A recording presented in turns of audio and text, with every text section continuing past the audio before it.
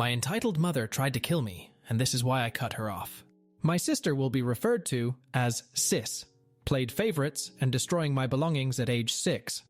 I first noticed my mother playing favorites, my younger sister, who's 3 years younger than me, when I was 6 years old, Christmas 1996. My sister got all the big presents and I got a few cheap bracelets and an ornament. My dad bought us rollerblades for Christmas that year, and the next day we were outside trying them out. My sister, 3 at the time, fell over and hit her head and began crying. My mother came out of the house and began screaming at me, assuming I pushed her, which I didn't. She wasn't hearing it though and sent me to my room. A few minutes later, she came into my room in a rage and smashed all of my belongings, including my Christmas presents. Half an hour later, she came in and said, her words exactly, "Your room's a fing pigsty. Clean it up now." When I asked her about it the next day, she claimed to not know what I was talking about. Freaked out when I got my period for the first time. If you've seen the movie Carrie, you will understand what happened. My mother isn't as psychotic as Carrie's mum, and she's not religious, but she went really weird. She started asking if I'd had sex, how heavy it was, if I knew what it meant, but she wouldn't tell me, if I was ashamed of myself, and a lot of other weird questions. And every time I'd ask her to buy me pads, she never would.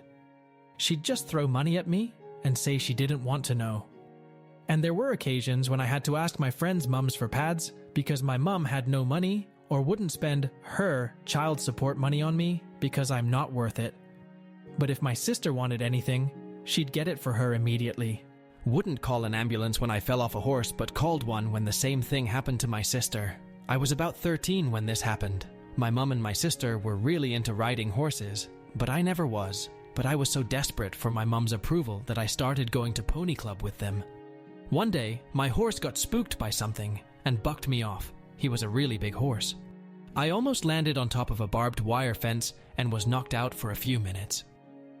I woke to my mother screaming at me saying, "What the bloody fucking HLL do you think you're doing to stupid #hash%?" She didn't even help me up. A few months later, the same thing happened to my sister, but this time, my mother freaked out and came into the house screaming at me to get off my useless, lazy ass and help my sister while Mum called an ambulance. My sister wasn't hurt. She'd fallen off a small horse onto a pile of dirt, but she was milking the attention for everything it was worth. She was taken to the hospital and didn't go to school for the rest of the week. Takes down my door because it made a noise when I closed it. When I was 12, I lost the privilege of having a bedroom door. The latch wouldn't click shut unless you gave it a harder push, and would it swing open if it wasn't clicked shut. My mum refused to fix it. One day when I was closing the door so I could change clothes, it made a little too much noise for my mother's liking. She burst into my door screaming at me to shut the door up.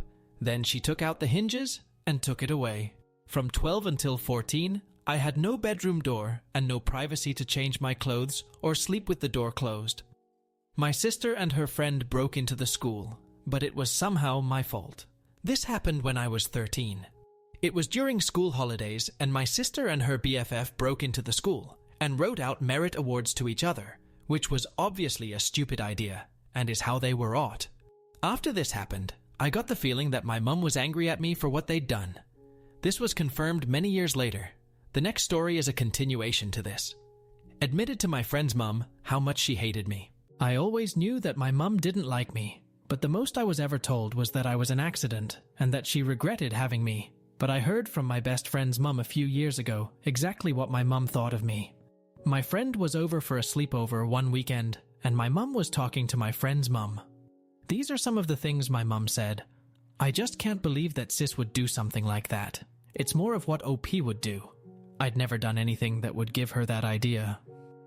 I don't know why anyone would be friends with OP. If I were in school, I wouldn't be friends with her. Destroyed my belongings because she couldn't find the broom." This happened one summer weekend day when I was 13. My mum burst into my room and demanded to know where the broom was. I said I didn't know and I hadn't been outside all day. She accused me of hiding the broom and began throwing my belongings at me. In fear of my life, I ran out of the house and ran to the police station at the other end of town. This was in 2003 and I didn't own a mobile phone. When we got back to the house and the police asked her what happened, she put on her sweet and innocent face and said, "I don't know what she's talking about. She must be on her period or something." The policeman believed her and wouldn't hear my side of the story, and he left.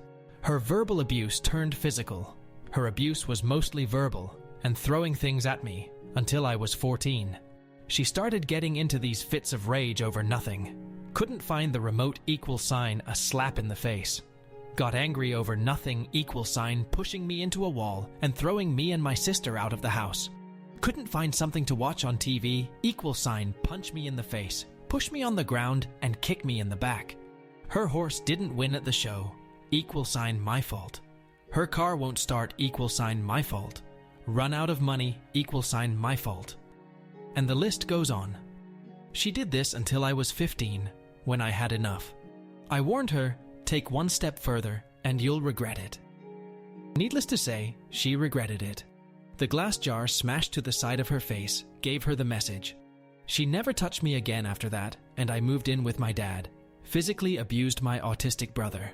I won't get into too much detail with this one, but I found out a few years ago that my mother used to rip chunks of hair out of his head and many other atrocious things. Wanted to turn off the life support when I was in a coma. When I was 17, New Year's Eve 2007, I suffered a spinal cord injury and brain injury after falling off a roof. I was placed under an induced coma. My dad was with me the whole time, but it took my mom 3 weeks to come, even though her partner at the time could have paid to get her there sooner. All she knew was that I'd had an accident and was in a coma. She came with things to bury me with. My parents were given the option to turn the life support off. My dad said no, having faith that I'd pull through, but my mom said yes and threw a tantrum when she didn't get her wish. So instead of burying me with what she brought, they were placed on my bed while I was in a coma. Rehabilitation was hard and traumatic, so I don't like talking about it, so I'll skip ahead to the next thing. Threw a tantrum after my dad told me. While I was in rehab after my injury, my dad let it slip that my mom wanted to turn the life support off on me.